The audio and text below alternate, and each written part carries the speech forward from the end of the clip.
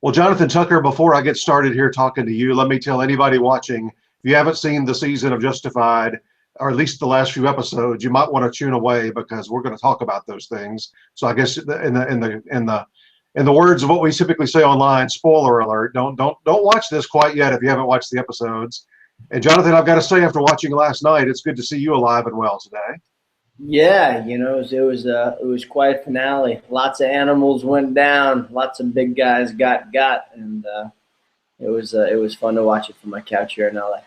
Well, that was throughout this whole season. A lot of people, guest stars, supporting stars. I mean, they all were in danger at some point, and quite a few didn't make it to the end of the season. Yeah, I was saying if you go hunting, you can buy the tags for the animals. Whether or not you get them is a different situation. Sometimes you might get got by them. Well, let me give you a compliment. When you came on the scene, it was just 5 or 6 episodes left in the season, and of the whole series, as it turns out. And when you first came on, I thought, are they really going to introduce somebody new here at the very end that they want us to care about? And you embodied him so well. I think he became quickly a fan favorite, and became somebody that we wanted to see more of, even though we knew that we really wanted to see all these other characters wrap up as well.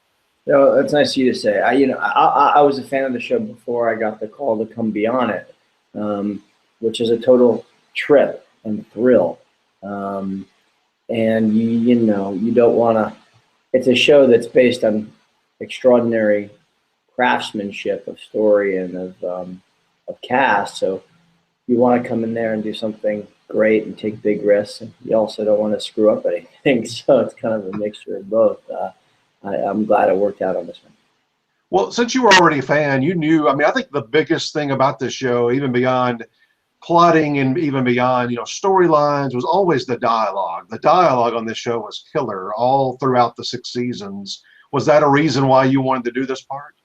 Yes, and it certainly was. That Elmore Leonard cadence is quite beautiful. However, I didn't appreciate how hard it was. I found it endlessly challenging to get those words out of my mouth in that order, and the dialogue is so good, and the beats are so specific. The rhythm is so specific that you want to get every single word exactly as it is out on the page. But you've got lots of lines that start with, prepositions or start with verbs, or they don't have, the grammar is so specific. So if it's not quite, if it's not exact out of your mouth, the whole thing kind of falls apart. How do you take a character, and you've had a couple of these in your career, how do you take a villainous character and make them likable enough that the public wants to see more of them? Oh, I mean, I don't know. I think, what brings somebody to a place where they're so damaged that they turn to, violence, or turn to places that people might consider creepy. I mean, I think this is, if you really try to understand who these people are, then I think that sort of empathy will be related to those who are watching. I mean, for instance, Boone, I think, is a really damaged guy. I mean, I think there's, no father figure to speak of, and you see how he kind of gravitates towards Marco, who's certainly not the kind of mentor that you'd want for somebody who's in deep need of spiritual sustenance, if you will. So I think when you start to see that these are real people and not just archetypes, you can understand how there's something a little bit more there for them. Yet he did not lack at all in confidence or cockiness. He did not like confidence or cockiness? He did not lack in those areas. Oh, yeah, no, not in the least. But it's a total cover-up. I mean, if you spend your whole life lying in a pot field with no mom or dad and no real friends, and you have a hard time connecting with anybody because you haven't had the social skills developed in like a nurturing community or a home or school setting, and all you do is play with your gun, and you get real good at it real fast, that becomes your only way to really show somebody that you have something to offer. Yeah, it's cocky, it's confident, sure, but it's a reflection of what he lacks, um, and the only tools that he has. Talk about a little bit. We were discussing in our forums all the last few weeks about, okay, we know Boone's got to go down in this, it's somewhere toward the end of the season, probably the finale. But we didn't know if it would be Raylan or if we didn't. Some people in our forums were saying they were convinced it was going to be Loretta that took him down. What did you think, and what were your hopes? Well, I mean, I'm a fan of the show. So you have to imagine all I wanted to do was open up that script and see that Boone kills Raylan in the final episode. Not because I don't love Raylan, but because, what an extraordinary thing as an actor and as a fan of the show to be able to say in that final episode that you got to take down one of the great characters in television history. So that's deep down what I was thinking, but of course hoping. But I knew that there was the fastest gun in Harlan. Didn't belong to anybody but Timothy Oliphant. So I was hoping it would be some sort of a real classic Western showdown, and I was grateful that happened the way it did. Well, two things about that scene. One was the way they laid it out and the way it was directed. That wide shot. We didn't know for 10, 15 seconds, maybe longer than that, who was dead, if either one or both or one or the other. So I just love the way that was directed. Yeah, and it's a credit to Graham Yost and his writing staff there, the writers of the show, because they surprise you over and over. I mean, how many times as a fan of the show have you been like, whoa, my God, I can't believe that just happened? And it's like in the middle of the show or the middle of the season, or, characters that you really come to like or love, all of a sudden end up getting killed. So when I was reading about what was going to end up happening. Yeah, a showdown like that, any other point of any other season, you're not thinking Raylan's dead, but in a finale of a series, you're thinking, hey, it could be. Yeah, that's exactly right. And that's what is one of the things that makes a show like Justified so dynamic and exciting, is that they are not afraid to take those sort of risks. Well, I saw Graham quoted last night in a couple of articles, and one of them he said, they considered various options there, but one of the oldest things in all of Westerns, going back 100 years, is the veteran lawman facing off against basically a younger version of himself, and they wanted that. Right. And Loretta did have a say in how that showdown ended. Yeah, well, yeah, certainly. Might mean for a nice spin-off from Miss Caitlin Dean. She was great on there as well. What was his obsession with her, the character's obsession with Loretta? Oh, I mean, I think when Boone decides that something is his, there's no other question about it. And she's his. It's one of these things where that's just when the character decides that he owns something, he owns it, or owns it. And obsessions with hats too. He loved talking about hats.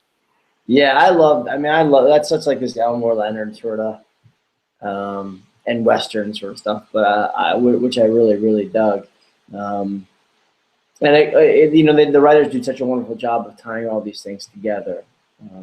The idea that I only go for headshots, and then of course that's why I go for the headshot with Raylan at the end instead of going for a body shot with the vest.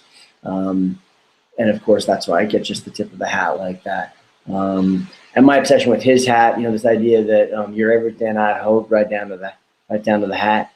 There's this romanticized sort of version of what I want Boone, what I want the world to be like, the sort of moral code, and that's similar to what Raylan has this idea of a moral code. He has that line, like the problem is, the problem is you didn't knock. I didn't have a problem with you coming in here trying to shoot, with a shootout or try to hurt somebody. Like, the problem is you didn't knock. He's got that moral code, and in Boone's eyes, there's a moral code there too, and there are these romantic characters in the world, and Raylan is one of them. And of course, like this need for a male figure is apparent too in those first few scenes with Raylan. I mean, in an idealized world, Boone would have loved to have had Raylan be his mentor. Yeah, just the twist and fates of life. You know, if that had happened, you know, maybe he's that young lawman entering the profession. Yeah, and there's nothing in Boone's mind that, you know, all the people he's killed, all the horrible things that Boone has done in the past. There's nothing that in his mind that says, "Oh, you couldn't go be another Raylan Givens." Well, speaking of Raylan, I want to ask you about a couple of actors on this show. The two you most often worked with, one was Timothy, and not only is he an actor on the show and the lead of the show, but he's also a producer. What was he like to work with? Oh, he's wonderful. I mean, it's a little hard, you know, because here I am, just yapping my gums, and you know, just really working that Elmore Leonard, Graham Yost dialogue in my mouth, and he's looking at me like, you know. So I'm in the scene, and you know, you know, I'm trying to be in character and not recognize the fact that I'm getting just this wacko look from Timothy Oliphant. And at first I was like, maybe I'm just really screwing this up. Maybe this is a little too big for these guys, because he's looking at me like I got three heads. But I've interviewed him and I had the same feeling, so don't worry about it. But you know, he couldn't have been more supportive, couldn't have been more helpful, even with some of the dialogue, you know, really helping just run some of those things, because it was a bit challenging for me at first. But he couldn't have been a nicer guy, and you feel very lucky to be able to come into a show like this in its 60s, and in the final 5 episodes, his train is moving at 115 miles an hour, and if he's the conductor on that train, he was very accommodating in terms of letting me get on. And another guy joining the show this year, somebody I've just liked for decades, and that's Sam Elliott. You got to work with him a lot. Yeah, and that cool, man. That was such a cool experience for me. How does he hold his head to the side almost all the time? Boy, that's a good question. That's a good question for the main man himself. I mean, he doesn't have email. I'll tell you, there's no Google Hangout for Sam Elliott. He is there's part of him that is, as one hopes, that's still very traditional in his personal life, which I really admire. You know, no email and barely a cell phone probably, but it was a real thrill to get to work with him. I've been a big fan of his for a very, very long time as well, and he's as real as it comes. When you're a young actor and you're working across, you know, from especially a veteran actor, somebody that's maybe in their 50s, 60s, 70s, do you pick up stuff? Do you try to get tips from them, even just in the acting, or even when you're, you know, off camera? What goes on in those situations? Yeah, I mean, you know, the one thing you know, about being an actor, when you come onto a show like this or a big movie, or you work with one of those actors who's like a hero of yours, or a show that you love, is that you still have to remember that you're fighting the same, you know, you're in the ring too, and you can't pull punches. You've got to go full out. You've got to take big risks. You've got to slip and come in with a hook that they don't expect. You know, you can't ever be precious or safe on the day, for yourself, for sure, but also for the other actors. You know, no one wants a polite actor. They want somebody who's going to surprise them and do something that nobody thought was going to happen on the script, on the page, on the day. So in that respect, you know, I'm right there, man. Let's do it. Come on, Elliot. But offset, yeah, you know, there's just a kind of a wisdom that you get in life, you know, for sure, and in the career in this business. I mean, I think the thing I would take away from Sam Elliott is the fact that you just put your head down and you just keep doing good work, and that's kind of what's going to get you to where you're going to want to be as a man and as an actor. Well, you gave me a nice seg into your regular role, which is Kingdom on DirecTV. You are an MMA fighter there. What is this? I mean, I've watched some of them. Is this guy, in your opinion, a good guy, bad guy, somewhere in the middle? Oh, my character, Jay Coolina. Yeah, no, he's a great guy. He's a great guy who is very much led down by his family, primarily by his family, and maybe a bit by society too. But no, that's a very pure, good heart. I mean, he's an addict, and there's not a person in this country or in this world that hasn't usually dealt with somebody who's an addict. And if you have, you know that unfortunately, you're in a kind of a menage a trois with somebody who's an alcoholic or a drug addict or an eating disorder or whatever it might be. And the third party in that relationship is the addiction.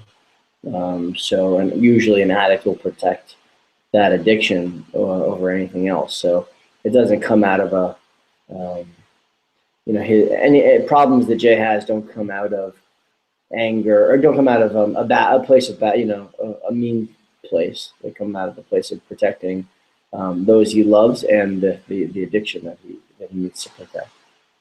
We talked about the difficulty of the rhythms and the lines on Justified. Here, not only do you have the script, but you've got a lot of physical, I'm sure just the rehearsals and preparation and choreography and all that kind of stuff, just the physical aspects of this one are grueling. Yeah, they are. I'm not going to complain because I'm happy to work, and particularly on shows like Kingdom and Justified, because so many people would give their arms to be on these gigs. But you can't fake. You can't fake pulling a Colt single action revolver from a holster and firing in under a second. And you certainly can't fake walking into a cage with nothing but shorts on up against a real UFC fighter and expect people to buy you as a competitor. So you got to be in a certain level of shape, and you've got to move the way these guys move. And we've got the best trainers in that sport.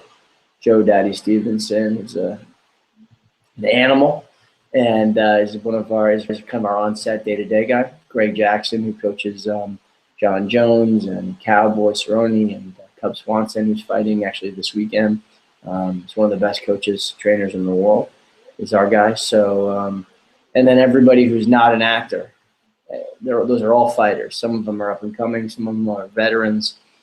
Some of them are currently fighting. So there's a lot of veracity on that set. A lot of people to keep us in check. And Nick Jonas on this show, I mean, not a bigger performer in the world right now. And when you step on a stage for the first time with him, or in the rehearsals and such, were you expecting him to be as good an actor as he is? Yeah, man. You got to have faith in the people putting together these projects. So, I wasn't. I'm intimately familiar with him now, but I wasn't as familiar with him when we started the first season. I've also learned. I've been lucky to do this for a while. As soon as you start making assumptions, or saying never, or saying always. You set yourself up to sound like an idiot. So I think it's always best to go in there with open eyes. And he has more than proved himself to not only everybody on our set, but I think anybody who's seen the show. One last show to ask you about, another show that ended this season, and coincidentally, was Parenthood. Well, that was one of my favorite shows of the past decade, and you had a nice long guest role on there. But when you first started on there, that character, I really couldn't figure him out, but I guess his true colors came out over time. Yeah, I don't know what true colors we're gonna say, because I actually with the stuff with with Amber, and then also in the race against Christine. I've started to say Monica Potter. She was not willing to do some things that he was more than willing to do. Well, look, I think politics is tough. And the good people of Berkeley, California deserve somebody who could affect change in a meaningful way and get the people's will pushed through a very difficult legislative process up there. And while Christina might have made a great mom, and maybe Bob Little might have made not the best dad, I don't think anybody in the community there in Berkeley would have wanted anybody else as the mayor of their community other than Bob Little. And sometimes you got to make hard decisions, hard choices, but did it for the right reasons. Sounds like you're ready for your own political campaign. What's that? You're ready for your own political campaign. It was really too bad, because there was one scene that was cut out in the final episode where Bob actually pushed through the funding for Christina's school. So, and I have no problem, sharing this. Actually, you're the first person I've shared this with. So there was a scene where Monica's her daughter graduated. No, I can't remember who. Somebody was graduating. I think maybe her son was graduating from high school. That's what, or graduating to go into high school. And at the graduation ceremony, Bob Little comes in and he says, "Hey, how are you?" Because I'd maybe just given him a commencement speech or something like that. And I tell her I had the funding for the school. So I end up wrapping it up in a really nice way, that despite the fact that I had rejected this proposal that she had, that I came through. And it's really just too darn bad that it didn't make it to air. But well, that's what the DVD extras are for. You'll be on the DVD. I hope so. Actually, that's really true. I hope that's the case. Because you can see how adamantly I defend my characters. Well, I heard the same thing from a few weeks ago, I guess, when the series ended. John Corbett, had shot a scene like holding his grandbaby for the first time, and they didn't have that in the actual episode either. But he said he felt certain it would be on the DVD. So, well, his certainty. I hope it's right. I hope that's true. I had a great time on that show. I'm a huge Jason Katims fan, and boy, it's nice to work. That's for sure. It's nice to create these characters with these writers and the other cast members on the show, and to come on, and it's quite an honor. Well, you're getting calls from all the right showrunners. That's for sure. That shows that you're well thought of in the business.